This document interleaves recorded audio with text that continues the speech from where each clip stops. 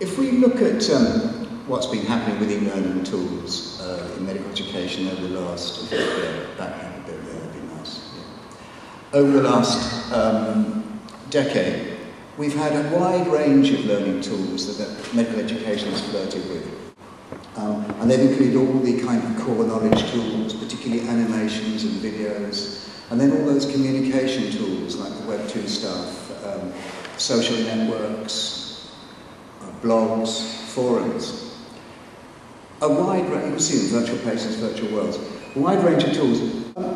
I think actually to a large extent, probably some people have been disappointed by how much they've been taken up.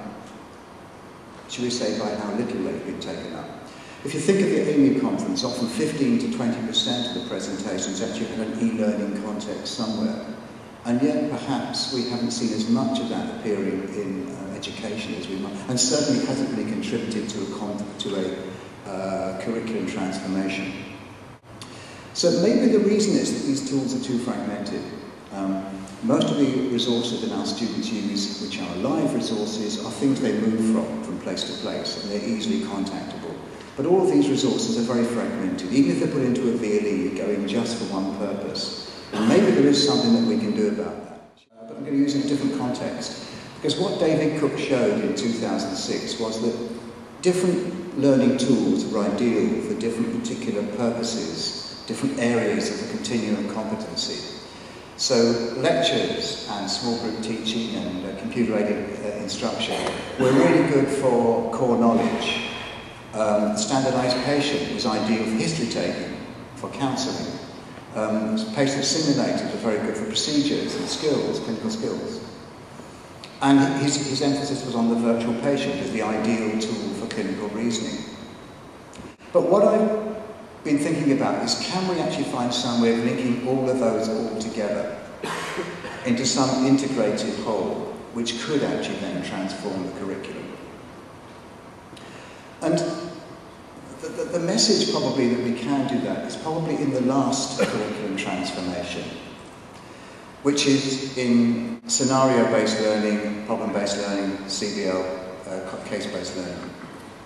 Because that kind of learning threw away the old ideas of having just a block of physiology, a block of pharmacology, and started with the case, and as the student explored the case, they would find all the various aspects of their learning. They would find their basic clinical sciences, their clinical skills, all the patient-doctor stuff. If you look at that, if that was, say, bronchopneumonia, then the student would be looking at physiology of the lung, anatomy of the lung, principles of infection, things like that. So can we find a similar integrated way of actually dealing with E? So if we move on. Okay.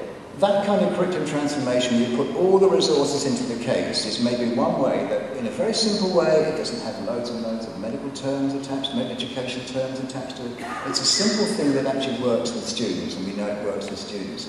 Get it all together. Now, obviously the next step that we're actually likely to see is things like physiological simulations, and we are working on that. But this is actually maybe something that we haven't even thought about how we would use. And it's a special, well, if we play it. Okay, this is actually an interactive simulation with somebody in front of a screen using motion technology where you have full link up between the person, who's the operator, and and the individual actually the subject actually inside the computer. And you can hand them bits of paper, and you can give them instructions, and you can move things around. And it's a kind of technology which we don't really know yet how people will actually use. But if you take that kind of surface effect and you build that onto physiological simulations, then the likelihood is that you would end up with a really true virtual patient. Terry, can you just kind of clearly explain exactly where you think this interactive, put together package will be in the next 2 or 3 years? Where it will be? Yeah, exactly.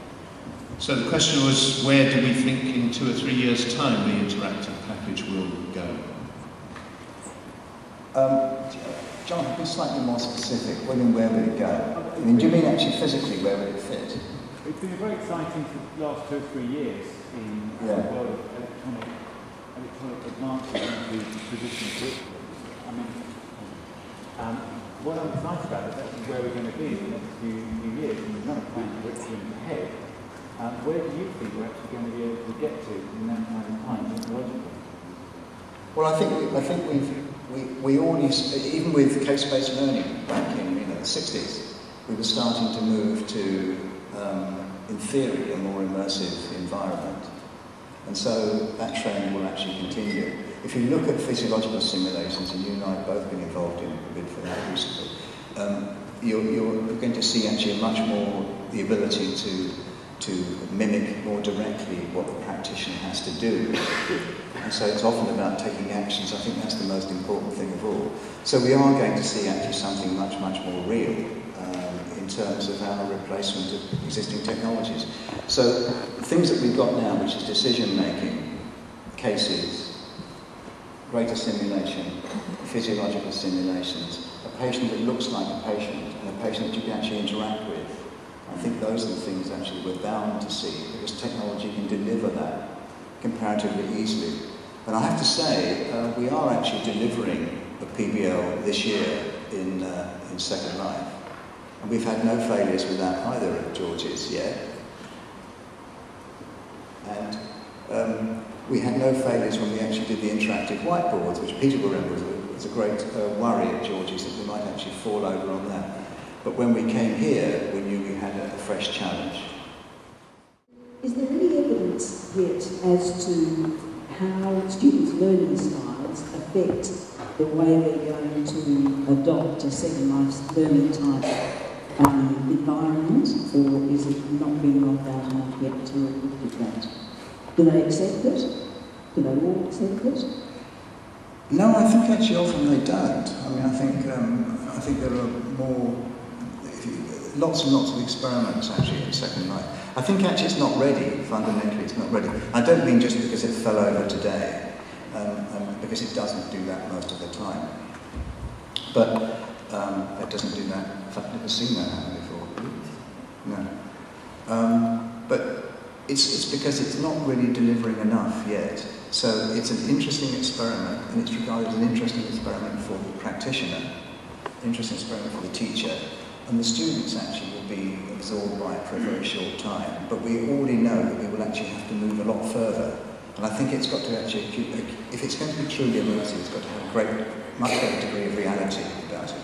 At the moment, you can increase functionality. That particular simulation we have there for training paramedics was interesting, but typically the paramedics and the teachers will come and use it, and then they will go away again, and they may not return. We need to move on a lot.